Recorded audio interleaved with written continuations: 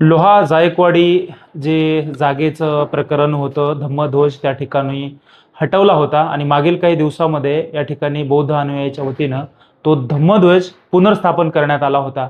आणि याच सर्व प्रक्रियेमध्ये जर ही प्रक्रिया आपण बघितली तर ही प्रक्रिया सुरू होते, हा धम्मध्वज त्या ठिकाणी गेला काही आणि त्यानंतर मोठ्या प्रमाणामध्ये लोह्यामध्ये या भागातून जे या भागातले नागरिक आहेत त्या नागरिकाच्या वतीनं व लोहा तालुका असेल नांदेड जिल्ह्यातील अनेक बौद्ध अनुयायी त्या ठिकाणी जमले आणि हजारोच्या संख्येनं मोर्चा निघाला. आणि त्या मोर्चामधून अशी मागणी करण्यात आली की संबंधितावर कडक कारवाई करण्यात यावी आणि जो बौद्ध धम्म आहे त्याची जी विटंबना केली त्यांच्यावर देखील कडक कारवाई करण्यात आली. एकंदरीत हे प्रकरण तिथून सुरू झाल्याच्या नंतर मग परत बौद्ध अनुयायींकडून तो धम्मध्वज जो आहे त्याच ठिकाणी जायकवाडीच्या ठिकाणी पुनर्स्थापन करण्यात आला आणि रोज त्या ठिकाणी सर्व जे अनुयायी आहेत त्या ठिकाणी त्या बौद्ध धम्माची जे ध्वज आहे त्याची पूर्ण त्या ठिकाणी ठिय्या मांडून ते प्रकरण हाताळत होते. एकंदरीत या सर्वच प्रकरणामध्ये लोह्याचे माजी नगरसेवक पंचशील कांबळे यांच्या नेतृत्वामध्ये आणि त्यांच्या सहकार्याच्या नेतृत्वामध्ये हा लढा चालू होता. आज आणि नांदेड जिल्हाधिकारी कार्यालयामध्ये या जागेच्या संदर्भामध्ये बैठक झाली. वंचित बहुजन आघाडीचे कार्यकर्ते पदाधिकारी आणि भंते पय्याबोदीजी यांच्या शिष्टमंडळांनी जिल्हाधिकारी कार्यालयामध्ये बैठकीचं आयोजन करण्यात आलं होतं. या संदर्भामध्ये फिर्यादी आणि दोन्ही पक्षकाराकडून जिल्हाधिकारी कार्यालयामध्ये त्या ठिकाणी बैठकीचं आयोजन करण्यात आलं आणि जो निर्णय आहे जो सध्या तरी जिल्हाधिकारी कार्यालयामध्ये त्यांनी सांगितलं आहे की जशी ॲज इट इज परिस्थिती त्या ठिकाणी ठेवण्यात यावी. आता आपल्यासोबत पंचशील कांबळे आहेत जे गेल्या 5 ते 6 दिवसापासून आमरण उपोषण करत आहेत. फक्त पाण्यावरती ते होते. त्यांची आज प्रकृती देखील खालावली. स्वतः तहसीलदार लोह्याचे येऊन त्यांना भेटून त्या ठिकाणी त्यांनी निवेदन दिलेलं आहे आणि त्यांच्या हस्तेच त्यांनी उपोषण सोडलेलं आहे. आपल्याशी बातचीत करण्यासाठी स्वतः पंचशील कांबळे आहेत. एकंदरीत सगळा घटनाक्रम त्यांची प्रकृती आज खालावलेली आहे. आपण बातचीत करण्याचा प्रयत्न करूया त्यांच्यासोबत. भाऊ काय सांगणार आज? आपल्या चॅनलला पहिल्यांदा धन्यवाद देतो. आणि आज लोहा शहरातील जायकवाडी वस्तीमध्ये जो पंचशील ध्वज गेल्या 40 वर्षापासून अस्तित्वात होता, तो पंचशील ध्वज आपल्या येथील या भूमाफियांनी आणि इथल्या राजकीय नेते जे कोणी सर्वांनी मिळून, प्रशासनातील अधिकारी सर्वांनी मिळून त्या जागेला भाव आल्यामुळे तो ध्वज उद्ध्वस्त केला. त्या ठिकाणी विश्वशांती बौद्ध विहाराची नियोजित जागा असलेली त्या जागेची नोंद नगरपालिकेला होती. इथल्या नगरपालिकेवर राष्ट्रवादी काँग्रेस पक्षाची सत्ता असल्या कारणाने आणि या प्रॉपर्टीमध्ये इनडायरेक्टली इथले राष्ट्रवादीचे आमदार असल्या कारणाने ही 47ची नोंद नजरचुकीने करण्यात आली, म्हणून ती नोंद उडवण्यात आली. त्यानंतर सर्व या गोष्टी झाल्या. आम्ही प्रशासनाला 21 तारखेला ही ध्वज उद्ध्वस्त केल्यानंतर 21 तारखेला घटना घडली. 22 तारखेला वंचित बहुजन आघाडीच्या वतीनं निवेदनं देण्यात आले. 23 तारखेला मीटिंग झाली. परत 25 म्हणजे असे अनेक मिटिंगा वगैरे झाल्या, पण प्रशासनाने या बाबीची कुठलीही दखल घेतली नाही. त्यानंतर आम्ही लोहा तहसील कार्यालयावर मोर्चाचं निवेदन दिलं आणि 23 जूनला लोहा शहरातील ऐतिहासिक मोर्चा बौद्धांचा, आंबेडकरवाद्यांचा, तमाम जी बाबासाहेबांच्या विचारावर प्रेरित होऊन जे चालतात त्या तमाम लोकांनी एकमताने हा मोर्चा तहसील कार्यालयावर नेला. तहसीलदाराने त्यानंतरसुद्धा कुठला काही निर्णय घेतला नाही. त्यानंतर मोर्चा निघाल्यानंतरसुद्धा काही या ठिकाणी होत नाही. ही बाब लक्षात आल्यानंतर आमची जी आंबेडकरी तरुण आहेत, जे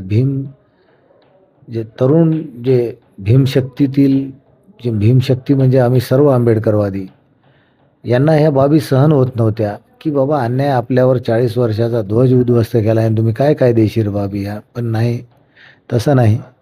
या गोष्टी आपल्याला शांततेत करावं लागतील. या बाबीसाठी आपण झटत होतो. पण आपल्या लोहा शहरातील, लोहा तालुक्यातील, नांदेड जिल्ह्यातील असंख्य तरुणांनी तो ध्वज त्या जागेवर परत पुनर्स्थापित केला आणि त्यानंतर त्या ध्वजाचं रक्षण करण्यात आलं.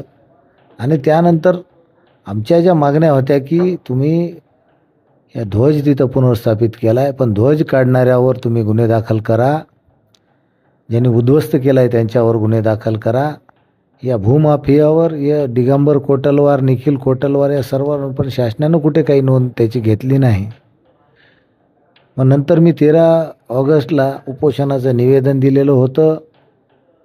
त्या उपोषणाच्या निवेदनामध्ये माझ्या 5 मागण्या होत्या की आमची नगरपालिकेमधून जी 47ची नोंद मुख्याधिकाऱ्याच्या नावानं होती ओपन स्पेस म्हणून, ती नोंद कायम करा. या नोंदीच्या बाबत, या जायकवाडी ध्वज हटवण्याच्या बाबतीत जी लोक कोण आहेत प्रशासनातील, हे मुख्याधिकारी आहे, पोलीस निरीक्षक, जे कोणी याच्या अगोदरचे ते आयो असतील, या सर्वांवर ॲट्रॉसिटी अंतर्गत गुन्हे दाखल करा. या प्रकरणाची सखोल SIT मार्फत चौकशी करा. आणि हे जे ध्वज उद्ध्वस्त केलेला दिगंबर कोटलवार याच्यावर गुन्हे दाखल करा. ह्या अशा आमच्या प्रमुख 5 मागण्या घेऊन आम्ही उपोषण केलं. गेल्या 6 दिवसापासून मी 13 तारखेपासून उपोषण करतोय. पूर्ण गावखेड्यातील, तालुक्यातील, जिल्ह्यातीलच नव्हे, संपूर्ण महाराष्ट्रातील लोक त्या ठिकाणी ध्वजाला वंदन करण्यासाठी, मानवंदना देण्यासाठी येत होते. आणि त्यानंतर प्रशासनाने या बाबीची गंभीर दखल घेतली. नांदेडला वंचित बहुजन आघाडीच्या माध्यमातून आदरणीय पय्या बोधीजी, आमचे जिल्हाध्यक्ष शंकर महाजन आणि त्यांच्यासोबत पूर्ण टीम जिल्हाधिकाऱ्याकडे जाऊन आज बैठक झाली. आणि त्या बैठकीमध्ये त्या ठिकाणी आम्हाला कलेक्टरांमार्फत की त्या जागेवर स्टेटस को देण्यात आला. आमचं जे म्हणणं आहे, आम्हाला आता कायदेशीररित्या आम्ही नक्कीच न्यायालयामध्ये जाऊ. न्यायालयामध्ये जाऊन आम्ही ही लढाई जिंकू. आमचा तिथे जवळपास 1 एकरपेक्षा जास्त जागेवर आमचा ताबा होता.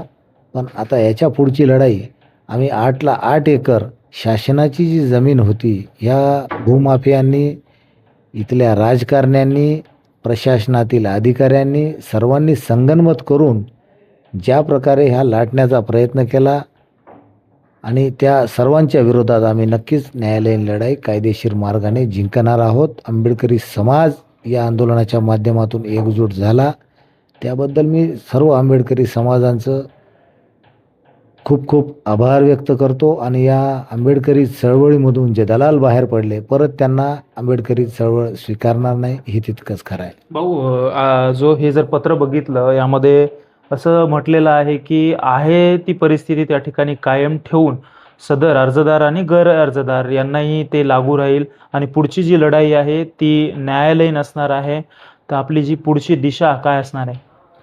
त्या जागेसंदर्भाने माझ्याकडं भरपूर असे पत्र आहेत, त्या जागेसंदर्भानं भरपूर असे पुरावे आहेत. त्या जागे पंचशील ध्वजाच्या विश्वशांती बौद्ध विहाराची जागा पंचशील ध्वजाच्या संदर्भाने अनेक पुरावे माझ्याकडे आहेत. ज्या जागा कशा प्रकारे या भूमाफियांनी लाटली, शासनाची कशा प्रकारे ह्या सर्व अधिकारी या सर्वांनी मिळून दिशाभूल केली, कोर्टाची यांनी कशा प्रकारे दिशाभूल केली, या सगळ्या बाबी आम्ही न्यायालयासमोर मांडणार आहोत. आणि नक्कीच जागा तर आम्हाला 8ला 1 एकर तर मिळूनच जाईल, आम्हाला मिळेल. आम्हाला जेवढी आमची 1 एकर आहे तेवढी मिळेल, पण बाकीची शासन जमा होईल यासाठी आम्ही नक्की प्रयत्न करूत. त्याच्यामुळे आम्ही त्यांनाही कायदेशीर आम्ही माननीय जिल्हाधिकारी साहेबांनी स्टेटस को दोघांनाही दिलेला आहे. त्यांनीही जायचं नाही, आम्हीही जायचं नाही. बरं, आता आपल्याला माहिती आहे की अनेक तरुण जे आहेत या तुमच्या उपोषणाला, आंदोलनाला अभिप्रेत होऊन त्या ठिकाणी जोडले होते, वेगवेगळ्या तालुक्यातील, वेगवेगळ्या गावातले.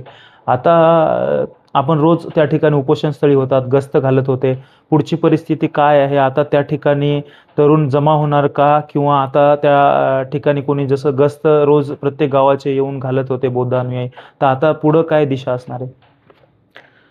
पुढे त्या ठिकाणी ॲज इट इज म्हणल्यानंतर तिथं आम्ही CCTV तर ठेवणारच आहेत. पण आमची जी काही आमची तरुण भीमसैनिक आहेत, यांनासुद्धा आपल्या चॅनलच्या माध्यमातून आवाहन करतो की आपण भीमाचं पिल्लू जागं असावं, भीमाचं लेकरू जागं असावं. आणि भीमसैनिक जागा असतो भीमसैनिक तिथं जाऊन नक्कीच त्या जागेच्या संदर्भानं तिथं या भूमाफियांनी अगोदर आणखीन कुठली काही पावलं ना उचलावीत.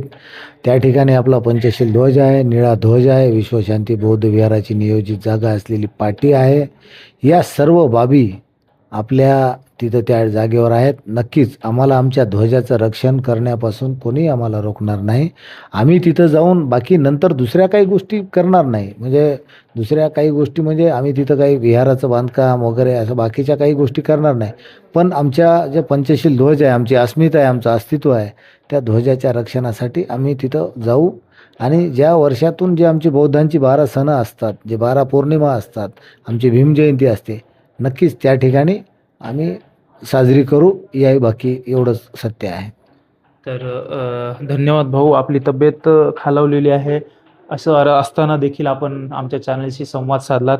तर एकंदरीत जर आपण बघितलं, आज जी बैठक झाली त्या बैठकीमध्ये जशी परिस्थिती कायम आहे तशीच त्या ठिकाणची परिस्थिती कायम ठेवावी असा जिल्हाधिकारी कार्यालयामधून त्या ठिकाणी तहसीलदारांना आदेश प्राप्त झालेला आहे. आणि आता ही परिस्थिती ॲज इट इज म्हणजे जशीच्या तशी ठेवावी असा देखील निर्णय तहसीलदारांकडे सुपूर्द केलेला आहे. आणि पंचशील कांबळे यांचं उपोषण देखील या ठिकाणी संपलेलं आहे. सर्व जी माहिती आहे या संदर्भातली पंचशील कांबळे यांनी आपल्याला दिलेली आहे. कॅमेरा पर्सन अविनाश कांबळे सोबत मी अमोल खिल्लारे, ब्युरो रिपोर्ट, लोहा, नांदेड.